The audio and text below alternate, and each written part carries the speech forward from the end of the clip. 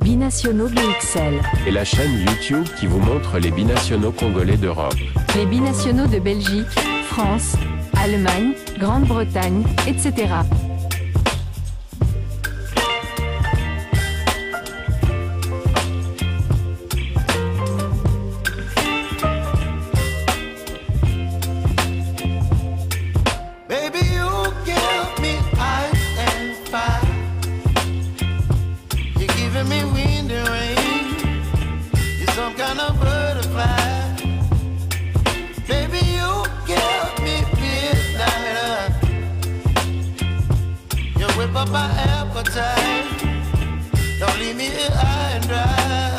Bonjour à tous. Dans ce sujet que nous vous proposons, nous allons parler d'un binational que nous aimons beaucoup et qui fut, dès l'âge de 16 ans, parmi les binationaux BXL que nous avions convaincus d'opter pour les Léopards de la RDC.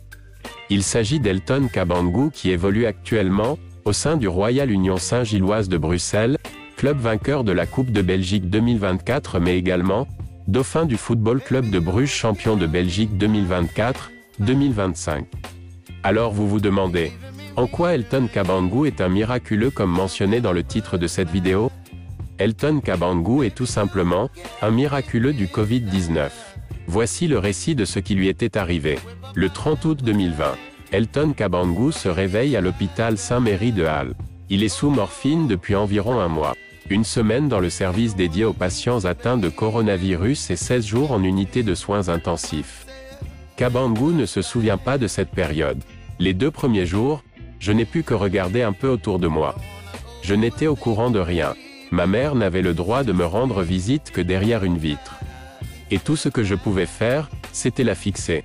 Je ressentais sa peur à travers la vitre, se souvient-il pour acheter la Hatste News. Un mois plus tôt, le 27 juillet, l'enfer commence.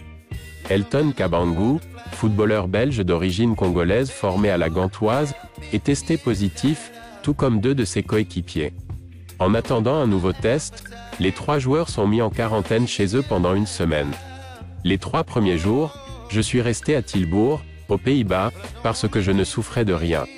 Mais après, j'ai commencé à avoir à peu près tous les symptômes.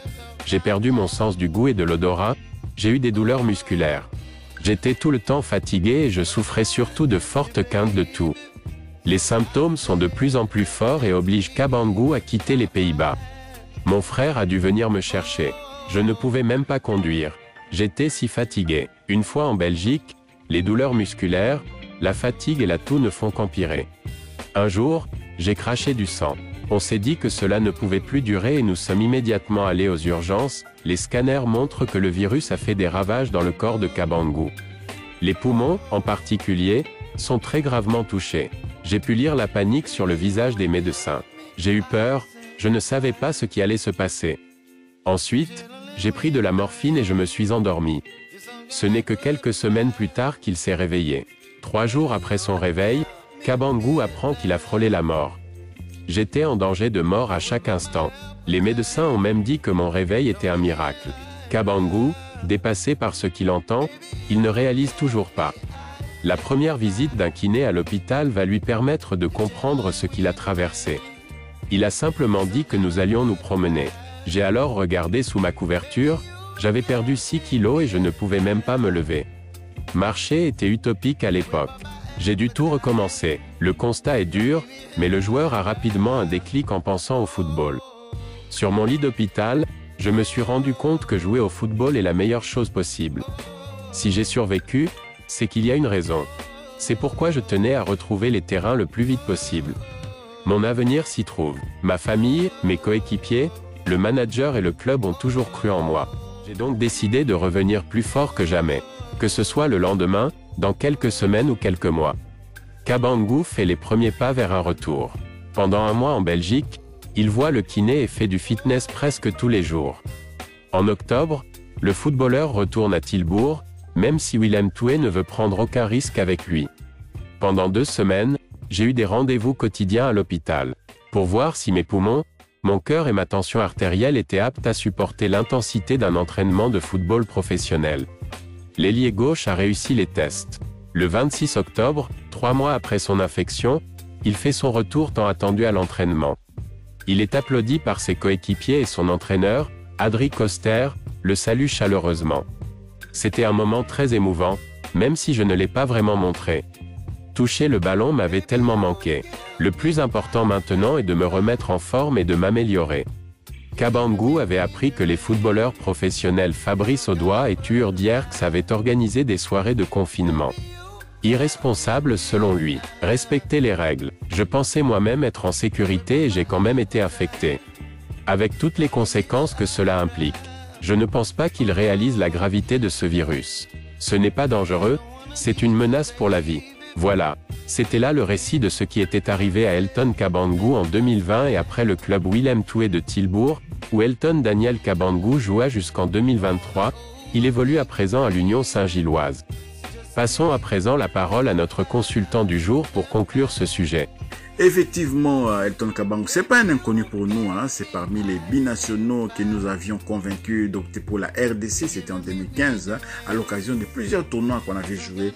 Je pense du côté de Hasselt, hein, dans les Limbourg. Ensuite, on avait été à Maastricht. On avait joué aussi quelques tournois là-bas, remporté 5 tournois. On avait joué aussi les tournois de Tubize avec nos frères camerounais et on avait remporté aussi ces tournois-là. Toutes les images des matchs, du tournoi et tout, c'est sur cette chaîne. Vous pouvez les voir encore. Donc voilà, Elton Kabangou n'est pas un inconnu, hein. Regardez bien les génériques de Binationaux BXL. Vous voyez, Elton Kabangou est là aussi, hein, et dans ces génériques, même vous voyez l'interview, il est en train de répondre à des questions. C'était moi qui étais en train de lui faire cette interview. Il s'était présenté. Je vous propose de suivre cela et ensuite nous allons conclure ces sujets. Suivez et puis nous nous retrouvons tout juste après. Monsieur, vous pouvez vous présenter? Bonjour, je m'appelle Elton Kabangou. Oui. Joueur de la Gantoise. De la Gantoise? C'est pas vrai. De l'Ofte? Si, de la Gantoise. En réserve. La Gantoise, Buffalo? Oui. Tu joues à quel poste?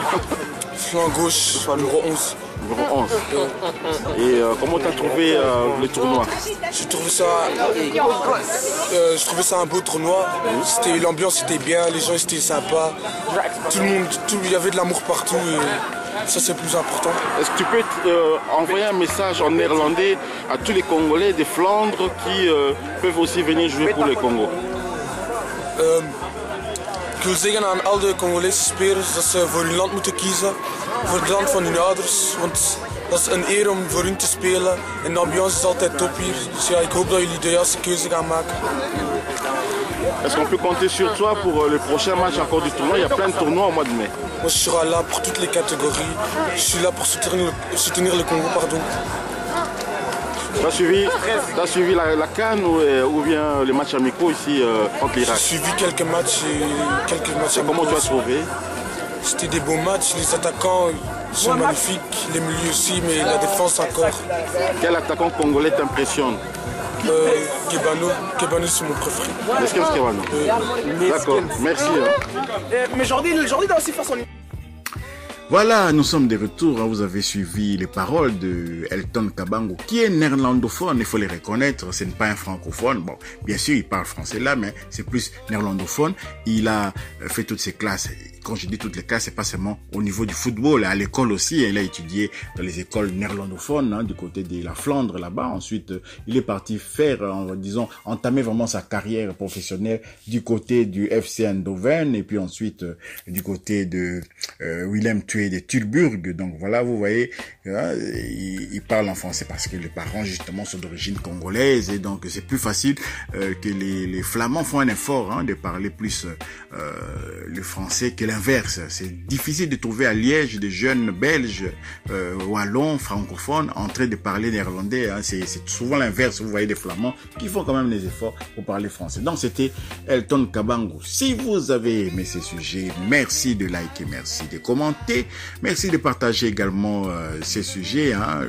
Et évidemment, ceux qui ne sont pas encore abonnés, abonnez-vous à notre chaîne et activez la petite cloche de notification qui apparaîtra et qui vous permettra de ne pas manquer les prochaines vidéos que nous allons mettre en ligne. C'est très important. Nous avons beaucoup de binationaux et nous devons parler de ces binationaux-là pour que les autres puissent aussi voir que la RDC leur porte un intérêt. On aimerait bien que tous puissent venir rallier la tanière de Léopard. On a suivi les matchs de la Belgique hier contre la Roumanie et vous avez vu le but de Tielemans. Vous avez vu encore Lukaku marquer un but annulé par l'arbitre. C'est son troisième but annulé. Donc il y a Aurel Mangala, il y a encore d'autres Congolais qui sont toujours, qui ont été sélectionnés par le coach Tedesco, le coach italien d'origine, enfin allemand d'origine italienne, hein, de cette formation des Diables Rouges de Belgique.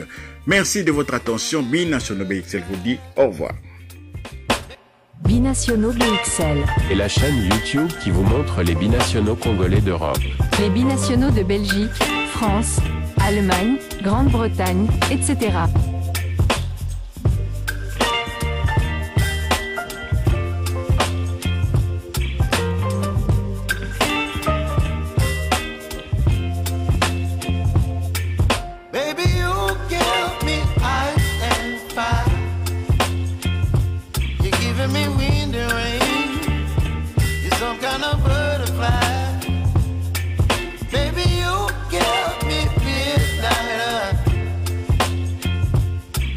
My appetite, don't leave me here high and dry.